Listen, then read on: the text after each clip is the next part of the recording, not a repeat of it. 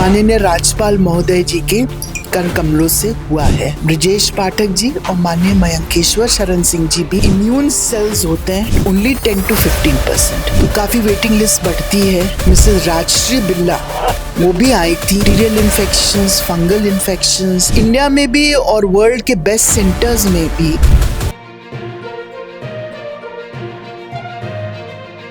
चिकित्सा क्षेत्र में केजीएमयू नित्य निरंतर नया आयाम स्थापित करता जा रहा है। आज बोन मैरो ट्रांसप्लांट यूनिट का उद्घाटन किया गया है। हमारे साथ ज्यादा बातचीत करने के लिए मौजूद हैं KGMU VC doctor Sonia Nityanand ma'am. Dainik Bhaskar में आपका बहुत बहुत स्वागत है और शुभकामनाएं कि आज यूनिट का उद्घाटन है। और क्या कुछ कहेंगे जी? ये यूनिट जो है वो आदित्य बिरला कैपिटल फाउंडेशन की CSR फंड से बनाई गई है और लगभग इसमें 3,23 लाख रुपए लगे हैं। इसका MOU 2024 में अक्टूबर में राज्यपाल महोदय जो हमारी कुलाधिपति भी हैं उनकी अध्यक्षता में ये MOU साइन हुआ था। और ये यूनिट जो बनी है ये हेपा फिल्टर्ड यूनिट है। इसमें 8 कमरे हैं बोन मैरो ट्रांसप्लांट पेशेंट्स को रखने के लिए। ये अब कंप्लीट हो गई है और आज इसका जो उद्घाटन है वो भी माननीय राज्यपाल महोदय जी के कर कमलों से हुआ है। हमारे दोनों मंत्री माननीय ब्रजेश पाठक जी और माननीय मयंकेश्वर शरण सिंह जी भी मौजूद थे और आदित्य बिरला कैपिटल फाउंडेशन की डायरेक्टर मिसेस राजश्री बिल्ला वो भी आई थी इस फंक्शन में। बोन मैरो ट्रांसप्लांट पूरे प्रोसेस की अगर बात करें, पूरा प्रोसेस क्या है और इसके कितने प्रकार हैं? बोन मैरो ट्रांसप्लांट जो होता है वो 2 किस्म का होता है, ऑटोलोगस और एलोजेनिक। ऑटोलोगस मतलब अपना ही स्टेम सेल निकाल के फ्रीज कर दिया जाता है, फिर पेशेंट को हाई डोज कीमोथेरेपी जो नॉर्मली हम दे नहीं पाते क्योंकि बहुत टॉक्सिक होती, वो दे के बॉडी को रेस्क्यू करा जाता है जो स्टेम सेल निकाल के फ्रीज करे गए थे। एलोजेनिक जो होता है वो दूसरे डोनर से दिया जाता है। डोनर जो है वो भाई बहन हो सकता है या हम रजिस्ट्रीज के through matched HLA matched donors ले सकते हैं, या चूंकि इंडिया में रजिस्ट्रीज में बहुत कम लोग रजिस्टर्ड हैं तो अब मेडिकल साइंस इतने आगे बढ़ गई है कि इवन हाफ मैच्ड डोनर जैसे भाई बहन या माँ बाप से ट्रांसप्लांट किया जा सकता है। मैम, जटिलताएं क्या क्या हैं इस पूरे प्रोसेस में और जो इंफ्रास्ट्रक्चर केजीएमयू में स्थापित किया गया है, जो यूनिट स्थापित किया गया है, कितना कारगर साबित होगा? इसमें जो कॉम्प्लिकेशंस होती हैं वो सबसे पहले तो इन्फेक्शंस होते हैं सब किस्म के, bacterial infections, fungal infections, viral infections, और इसीलिए इसके लिए एक अलग यूनिट होती है जिसमें हेपा फिल्टर्स लगे होते हैं। जो एयर अंदर आती है कमरों में वो फिल्टर्ड होती है, वो बैक्टीरिया, फंगस, वायरसेस को निकाल देती है। तो पहला तो ये कॉम्प्लिकेशन होता है और दूसरा एक कॉम्प्लिकेशन होता है जिसे ग्राफ्ट वर्सेस होस्ट डिजीज कहा जाता है, जहाँ जो ग्राफ्ट देते हैं उसमें इम्यून सेल्स होते हैं, वो एक रिएक्शन बॉडी रेसिपिएंट के यानी कि पेशेंट के बॉडी में जाके माउंट करते हैं जिसे ग्राफ्ट वर्सेस होस्ट डिजीज कहते हैं, और उसमें स्किन पे चकत्ते पड़ते हैं, डायरिया होता है, लिवर पे खराबी आती है।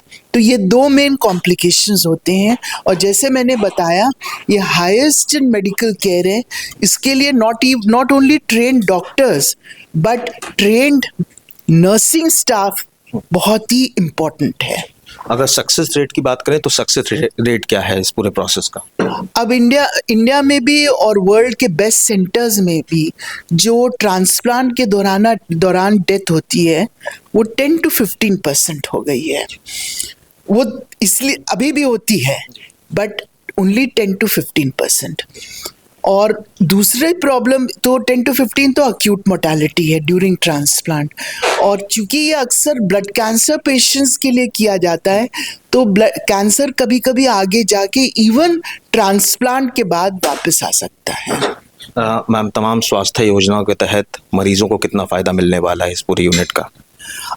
PGI में जैसे यूनिट है और वो लोग जितने बेड्स हैं वहाँ पे 10 बेड्स हैं, तो काफ़ी वेटिंग लिस्ट बढ़ती है। और जैसे मैंने बताया केजीएमयू में अफोर्डेबल होगा, स्कीम्स के दौरान ट्रांसप्लांट होगा, तो पेशेंट्स को बहुत सुविधा मिलेगी यहीं पे यूपी स्टेट में अफोर्डेबल रेट पे ट्रांसप्लांट कराने के लिए। मैम, मैंने सुना है प्रशासनिक कार्यों के साथ साथ आप मरीजों को, ओपीडी मरीजों को भी देख रहे हैं, क्या कुछ कहेंगी? जी, ये मेरा पहला एक्सपर्टीज है जी। और पेशेंट्स मेरे पास आते रहते हैं वीसी ऑफिस में और मैं देखती रहती हूँ थ्रू द डे, कभी बीच बीच में आते रहते हो। तो मैंने तय करा कि मैं ओपीडी में एक दिन बैठूंगी जहाँ जो पेशेंट्स मेरे पास आते हैं उनको देखूंगी, रेजिडेंट्स, जूनियर डॉक्टर्स जो मेरे साथ बैठते हैं उनके साथ मैं इंटरेक्ट करूंगी, उनको मैं पढ़ाऊंगी पेशेंट्स पे। तो ये सबसे मेरे प्रसन्न मोमेंट्स हैं केजीएमयू के। एक आखिरी सवाल मैं आपसे पूछूंगा, आप पीजीआई में रहें, लोहिया में प्रशासनिक पद संभाला, आप केजीएमयू में प्रशासनिक पद संभाल रही हैं, गवर्नमेंट हॉस्पिटल्स में अभी भी क्या कुछ चैलेंजेस आप महसूस करती हैं, क्या कुछ चैलेंजेस हैं?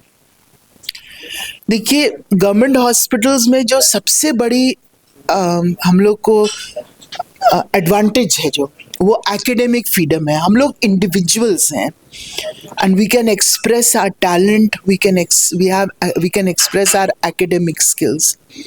Challenges है, but वो challenges प्रोसेस के हैं। गवर्नमेंट इंस्टीट्यूट्स में, गवर्नमेंट हॉस्पिटल्स में प्रोसेसेस लेट डाउन है। अगर कोई चीज़ खरीदनी है तो प्रोसेस के थ्रू खरीदनी है, अगर कोई कंस्ट्रक्शन कराना है एक प्रोसेस के तहत कराना है, अगर रिक्रूटमेंट्स करने हैं तो प्रोसेस के थ्रू करने हैं। तो मैं तो इसको चैलेंज नहीं मानती हूँ, मैं मानती हूँ ये एक सिस्टम इन प्लेस है जो ट्रांसपेरेंसी, फेयरनेस और ऑनेस्टी के लिए है। Thank you so much ma'am. तो जैसा कि मैंने आपको बताया कि केजीएमयू निरंतर चिकित्सा क्षेत्र में नया आयाम स्थापित करता हुआ नजर आ रहा है। केजीएमयू वीसी का साफ तौर पे कहना है कि मरीजों को बेहतर स्वास्थ्य सुविधाएं देना ही उनकी प्राथमिकता है। इसी को मेंटेन करा दीजिए, करा दो इसको। अब इसको लगे ना दोबारा हम लोग आज बोन मैरो ट्रांसप्लांट के लेकर के आज सीएसआर के माध्यम से किंग जॉर्ज मेडिकल यूनिवर्सिटी में एक नई यूनिट की शुरुआत हुई है। मैं बहुत बहुत बधाइयाँ देता हूँ, शुभकामनाएं देता हूँ। हमारे मरीजों को और बेहतर सुविधाएं इस यूनिट के प्रारंभ होने से मिल पाएंगी। अभी तक बोन मैरो ट्रांसप्लांट सिर्फ पीजीआई और लोहिया में होता था, अब तीसरी यूनिट भी तैयार हो गई है और इससे प्रदेश के रोगियों को शीघ्र अच्छे चिकित्सा व्यवस्था भी मिल पाएगी और लंबी लाइन जो लगती थी वो भी कम हो पाएगी। कैमरामैन साकेत के साथ मैं सचिन तिवारी, दैनिक भास्कर, लखनऊ। राजनीति हो या क्रिकेट, देश विदेश की ब्रेकिंग हो या आपके मोहल्ले की बड़ी खबर, सब मिलेगा एक ही ऐप में, सबसे तेज और भरोसेमंद। अभी डाउनलोड करें दैनिक भास्कर डिजिटल।